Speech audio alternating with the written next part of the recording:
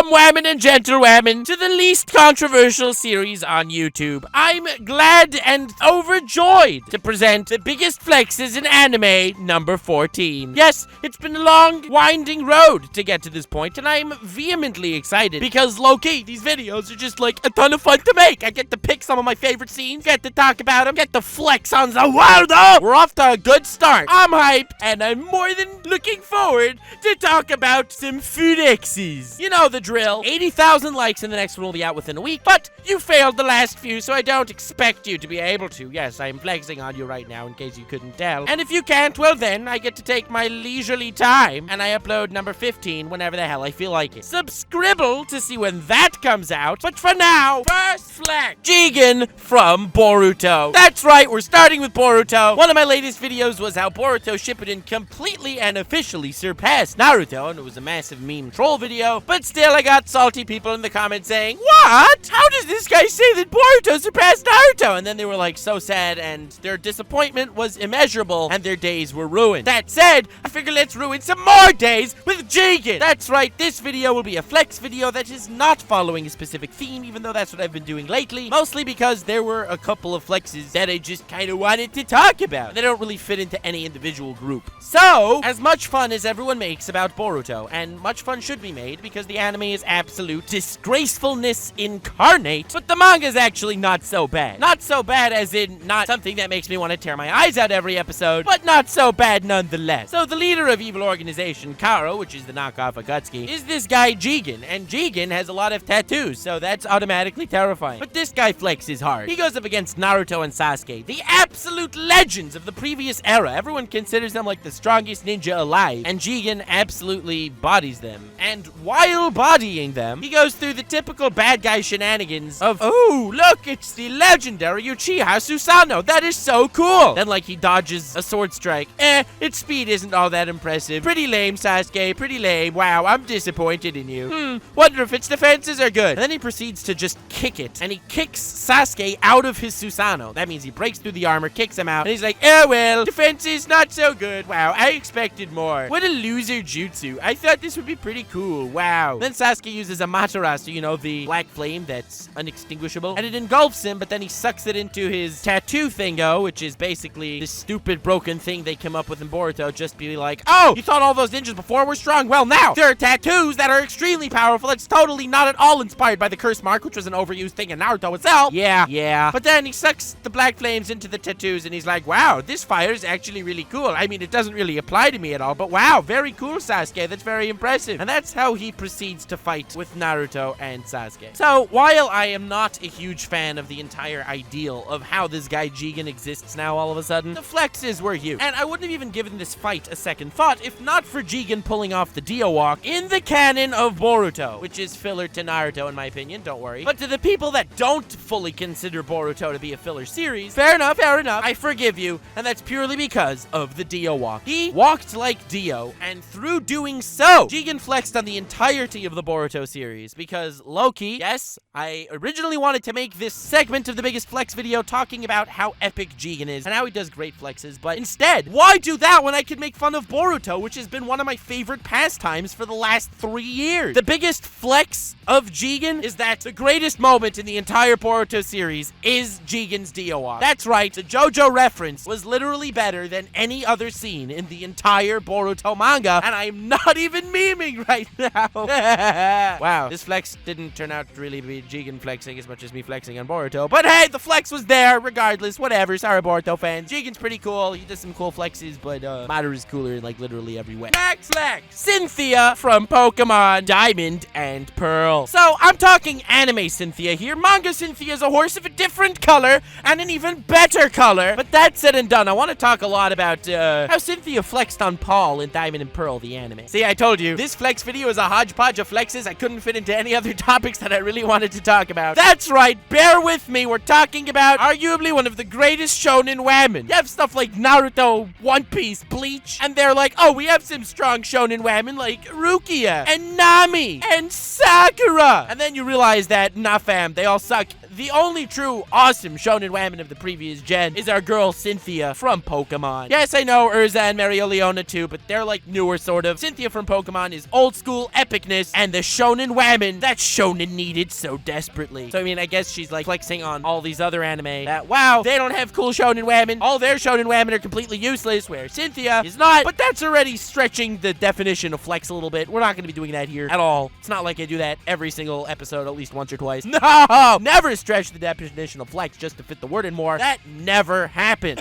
Glad we got that out of the way. Now, before talking about Cynthia's massive flex, first we must understand where Paul stands in the totem pole of Pokemon Diamond and Pearl. I hoped I can get through this whole video without my voice dying, but I have a cold and my voice ain't healthy right now. But I'm gonna push through it, fam! Paul is a grade A dickwad and a potential R-word for the majority of Pokemon Diamond and Pearl. Now, when I say majority, it's because he's not on screen the whole time. If he'd be on screen the whole time, he'd be a constant dickwad. But since he isn't, only majority. See what I did there? Very cool, Lord Narxanor. Extremely cool. So, since he's a potential R-word and a dickwad, obviously, he's my favorite character from Pokemon Diamond and Pearl. I don't know why this happens to me with literally every single show I watch, but somehow it does, and I'm just gonna bear with it because, you know, not gonna just try to appeal to the masses and say, oh, actually, Ash is the best character in Pokemon. Yeah, wow, I love Ash so much. No, we're not doing any of that stuff. What is wrong with me? First, I start off roasting Boruto, and I should be praising Jigen. Now I'm roasting Ash, and I should be praising Pokemon. But, well, Ash is trash! Sorry, I just had to say that. Speaking of Diamond and Pearl, he should have won the goddamn Sinnoh League and lost the Alolan one. Whatever. Not the point right now. Point is, Paul is the complete antithesis to Ash. Ash is this character with good ideals, good morals, guy who wants to be friends with his Pokemon, and Paul is like, nah fam, Pokemon are tools, we use them for our advantage, we train them brutally, blah-de-blah-de-blah. Total antithesis of all of Ash's moral strong suits, and it turns out he's a very layered character, interesting backstory. Point is, massive dick. We don't care about his backstory, we don't care about his ideals. Huge douchebag. And he presents his douchebagginess a hell of a lot. He loses very few times throughout the Diamond and Pearl series, and one of those losses is to best woman Cynthia. Sorry, Misty, Cynthia best girl in Pokemon, and this scene alone is more than enough reason. Paul challenges her to a Pokemon battle, which she of course accepts because this is Pokemon. You don't refuse Pokemon battles. It's like refusing to duel for the sake of the world in Yu-Gi-Oh! That just doesn't happen. It's a 6-on-6 battle, at least it's supposed to be, and Cynthia proceeds to wipe out Paul's entire party of 6 with just her Garchomp alone. And what's even better is she lets Paul get moves in where she doesn't do anything, just to flex on him that, yeah, you attacked me, you set up the fence, very cool, I'm still gonna one-shot you. And Garchomp proceeds to one-punch every single one of Paul's Pokemon until Paul is completely humiliated at the hand of Cynthia Best Woman. I know that we don't really see her do much in the actual Diamond and Pearl story, and I know that this fight wasn't even a challenge for her, and I know that she didn't even go out of her way to flex at all, but she whooped Paul so hard to the point that she said to Paul, maybe we'll have a rematch one day, and Paul was too lily-livered to say yes. Paul said, well, maybe after like 4 billion years of training, I'll have a chance. He didn't actually say that. He just kind of walked away in his somber mood because he's an edgelord, as if being a douchebag is bad enough. But Paul's the guy that never takes no for an answer. Whenever he loses a battle to anyone, he immediately asks for a rematch. He did that to Brandon, the Frontier Brain, and we see that to be very much his nature throughout the entire story. But not to Cynthia. Our boy just got flexed on way too hard that time. Mad props to Cynthia. Extremely cool. Next flex. Joichiro Soma from Food Wars versus 50 opponents.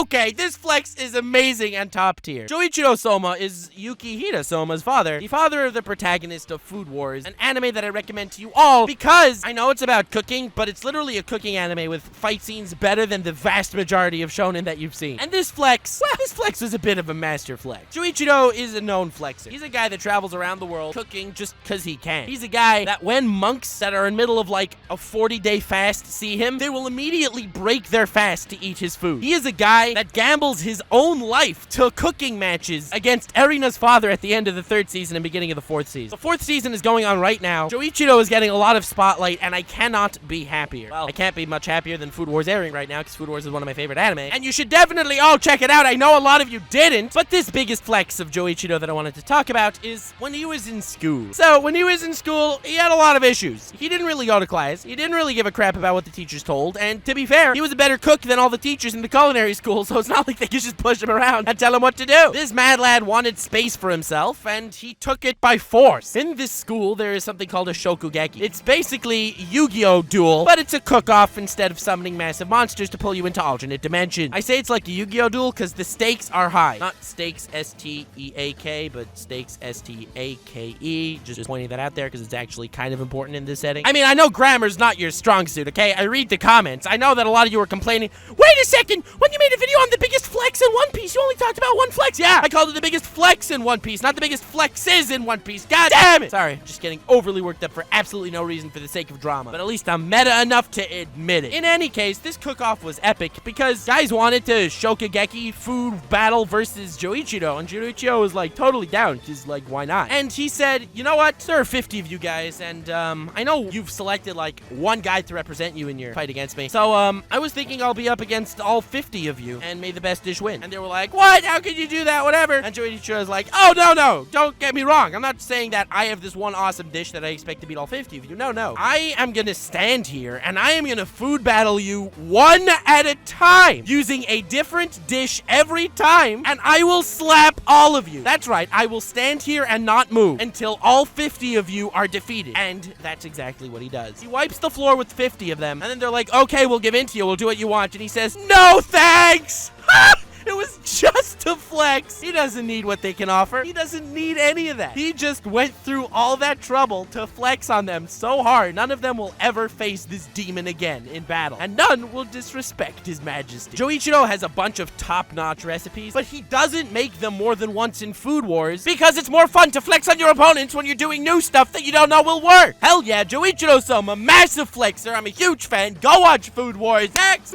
Mystogan from Fairy Tail. So, as an avid fairy tale fan, I proceed to shoot myself in the foot for saying that. Mystogan's a mad lad, and he does a lot of flexing. He comes during the Thunder Palace arc to flex on Loxus. Turns out he was flexing on the guild all along, because he was a prince of an alternate dimension. He flexed on the guild to the point that every time he would come accept a mission, he didn't want to be bothered by dealing with the guild members coming to say, oh, hey, Mystogan, how are you? So he'd cast a spell on the entire guild, putting every other member of the guild to sleep, except for Makarov, the guild master, so he could waltz into the room, everyone's sleeping, take his new mission, walk out, then undo the spell so that they all wake up. And then they're all like, oh, dang, damn it, Mystogan was here again, wasn't he? I don't know, this alone, huge flex. What really cemented him as one of my favorite flexers in anime is his flex against the Phantom Lord Guild. So, the Phantom Lord arc is an arc in Fairy Tail where the guild Phantom Lord attacks Fairy Tail and, well, almost destroys it. It's a massive war between these two guilds, which are both considered two of the top guilds in the country. And, well, we all knew Fairy Tail would win, but, like, the Fairy Tail guys themselves were like, I don't know if we're gonna win. Yeah, that's how suspense usually works, Nux. Very cool. But anywho, to lose it, Phantom Lord is a lot bigger of a guild than Fairy Tail. In fact, the main force of Phantom Lord is the same size as Fairy Tail, and it also has, well,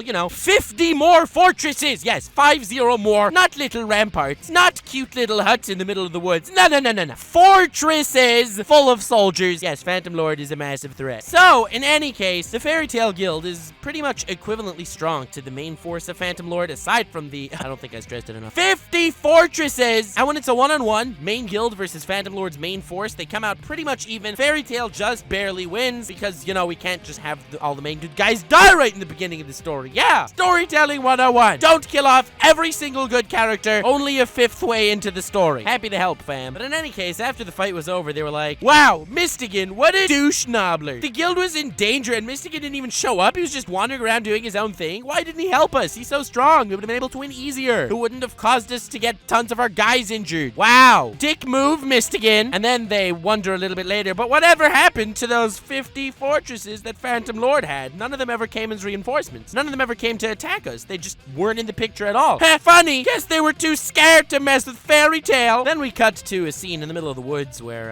Mystogan is talking to Witchwoman, and Witchwoman's like, Mystogan, you didn't even go help your guild. What's going on? And then Witchwoman proceeds to release retrieve herself in her Lederhosen as her glazed gaze slowly wanders upwards and sees that in the entire forest, it's just covered in flags. That is correct. The flag atop each of the 50 Phantom Lord fortresses were draped over trees covering the entire forest. Mystogan isn't like gonna tell fairy tale. No, he doesn't need to. But he did feel the need to. Every time he wiped out one of Phantom Lord's fortresses single-handedly, he would take the flag atop the fortress as a testament to his victory. There was no purpose in doing so. It didn't accomplish anything, unless the goal all along was to be the biggest flexer in fairy tale. I love this scene so goddamn much. The absolute mad lad. That's how you introduce a character. Next flag. This one is from the legendary Marek Ishtar from Yu-Gi-Oh! With all his might and power. I am a big fan of OG Yu-Gi-Oh! It's great. I don't care what anyone says. Yeah, maybe playing children's card games to save the universe is not exactly the most adult-themed story out there. I can't sigh. Every time I think of adult-themed stories, it immediately makes me sad, pondering when my next demonetization is going to befall me. But alas, Marek Ishtar flexes a lot during the Battle City arc. Now, most of his flexing is indeed in Yu-Gi-Oh! Abridged, not in the actual Yu-Gi-Oh! Like, for example, when he flexed on the combination lock of a door. 9997. Access denied. 9998. Access denied. 9999. Access approved. Yes! I am henceforth known as the ruler of all doors. Every single door shall bow before me and open at my command. This is true. However, in actual Yu-Gi-Oh! He flexes a lot too. He flexes on Bakura. He flexes on Joey. Big surprise, everyone flexes on Joey, even when they don't mean to. And to be fair, Joey flexes pretty hard in Battle City too. I mean, the Mad Lad summons Warrior of Landstar in attack mode at the start of every duel and still manages to win most of them. I mean, he was losing to Odeon, but then his opponent got struck by lightning in the middle of the duel, so, oh, his opponent got struck by lightning. I guess that means he wins. Hell yeah. But enough about Joey's epic flexes. Let's not forget that the Battle City tournament was essentially a competition trying to gather the Egyptian god cards, and Marek Ishtar, in all of his evilness, gave the Winged Dragon of Ra, also known as Super Ultra Chicken, to my Valentine. Just because he could, and because he knew that she wouldn't be able to use it without it, like, literally blowing herself to bits. So, in a tournament where the fate of the world is at stake, trying to gather all the Egyptian gods, this mad lad gave one away because he was so sure that his opponent would not be able to wield its mighty power. And she couldn't, because she sucks, and it's shonen, so she's a shonen woman, and I'm getting ahead of myself. Cynthia's still best girl in early shonen, but it's a huge flex regardless. Next flex! And this one is from the mad lad, Joseph Joestar, from JoJo's Bizarre Adventure Part 2. It's been way too long since I included a JoJo flex, and you'll see why I couldn't include this into any of the themed videos either. Joseph flexes a lot. He came up with the ultimate killer move, Nigurendayo, which is basically let's run away, because running away sometimes is a tactical technique and not only for the faint of heart. In fact, if you call it an attack, all of a sudden running away becomes 100% more manlier than if you would just run away without calling out the attack name. Sorry, just saying, next time you want to run away from a fight, run away with style and pizzazz. So many life lessons you can learn from JoJo's. In any case, in my opinion, Joseph, the guy who flexes a lot, the guy who meets Sturaizo right in the beginning, and without even giving him a moment to speak, he just pulls a Tommy gun out of his back pocket and blows the hell out of him, and then says to him, yes,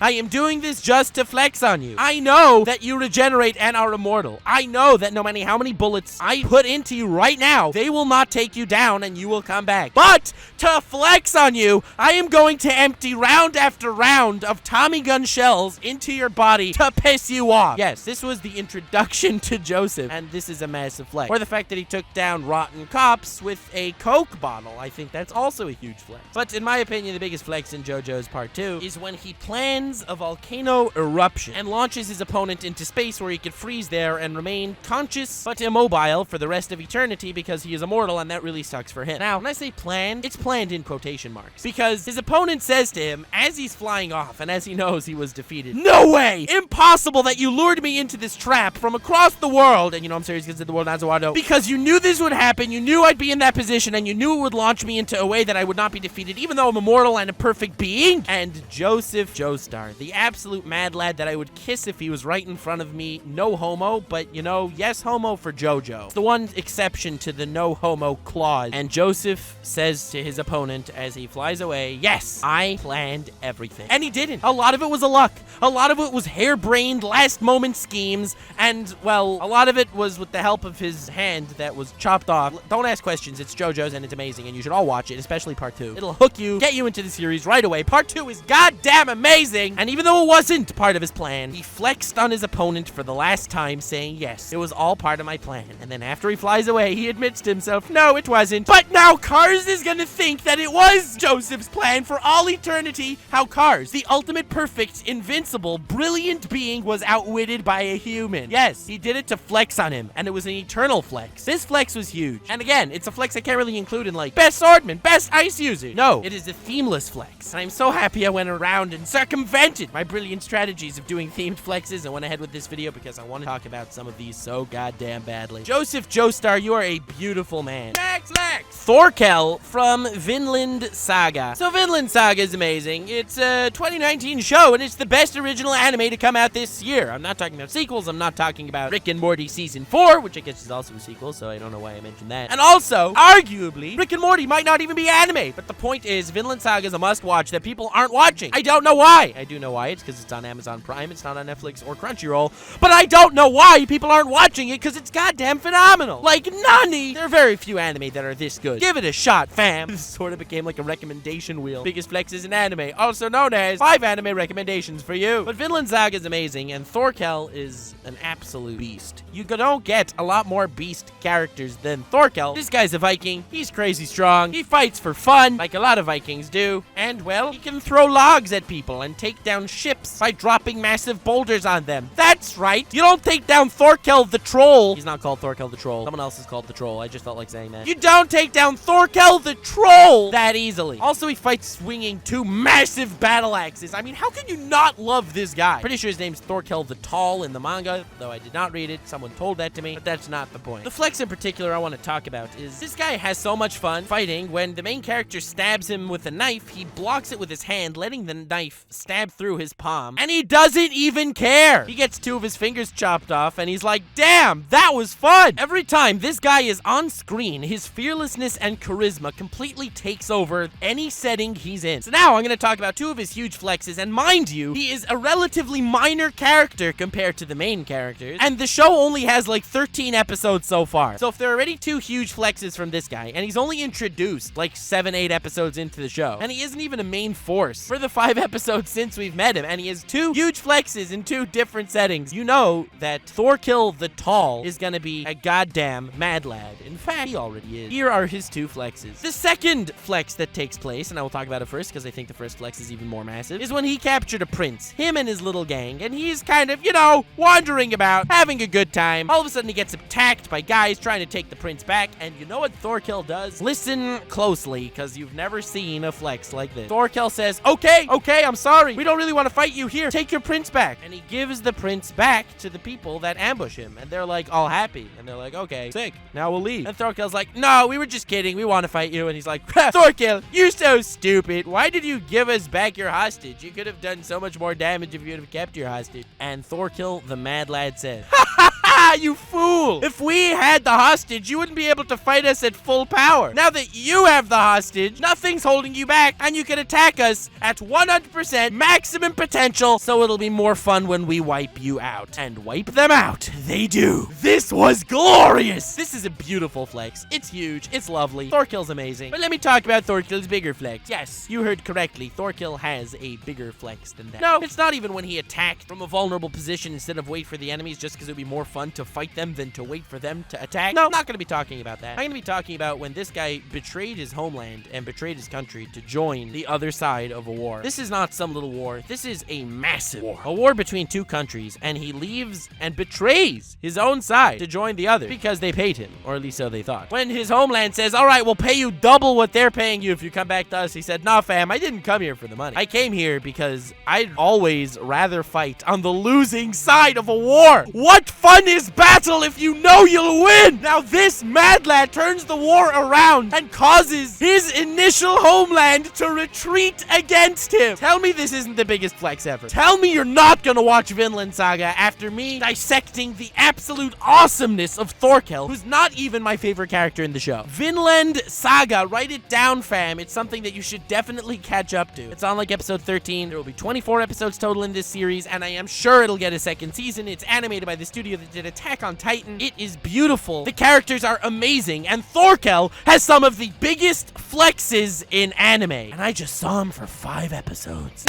Muzan Kibitsuchi from Demon Slayer. So I didn't get the chance to talk about this while Demon Slayer was airing, but the final episode of Demon Slayer's anime featured quite the massive flex from my boy Muzan. Or, well, my whammon Muzan. I'm not exactly sure, okay? Regardless, there's porn of him, so I don't really care. Wow, that came out wrong. But Muzan gathers the 6 weakest members of his top 12 guys. I know it's confusing sounding, but that's how it works. And, well, only 5 showed up because 1 was already killed. And, well, Muzan proceeds to flex on his underlings in a fashion never seen before ever. Now, when I say never seen before ever, I mean never seen before ever. He kills 4 of the 5 of them, and he only lets the 5th one live because the 5th one praises him, saying, wow, I am so lucky to be killed by your hand. And he's like, wow, if you feel that highly of me, then okay, I'll let you go. Very cool. But he flexes on the other 4 hard, especially on 2 of them. After he kills the first 2 of those 5, the 3rd one decides, yeah, I'm gonna hightail it the hell out of here. Insert SpongeBob meme, I'ma head out. And he head out. And then after pulling the I'ma head out shtick, and he starts running away, he makes a lot of headway, puts a lot of distance between them, and all of a sudden the screen changes and his head is in Muzan's hand, and it seems like Muzan didn't even move. In order to flex on him, Muzan went so much faster, sped to him, chopped his head off, and ran back